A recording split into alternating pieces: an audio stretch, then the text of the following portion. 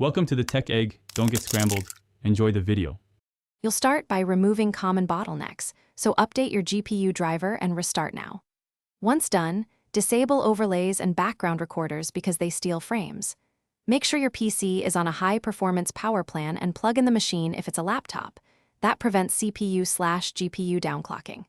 Next, set Apex to full-screen exclusive, lower motion blur, and cap frame pacing only if you see tearing. These first steps remove easy overhead and create a stable baseline for further tuning. Now you dig into detailed settings. Reduce render scale to 8 to 10% below native if needed and lower shadow and ambient occlusion for big gains.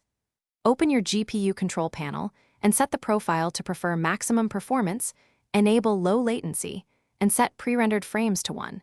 This reduces input delay while stabilizing FPS. Add launch options like Navid and High, and verify game files to ensure no corrupt assets. Once these are applied, run a repeatable match or training session to compare results. Finish by validating changes. Run benchmarks and monitor FPS plus CPU and GPU temperatures to spot thermal throttling.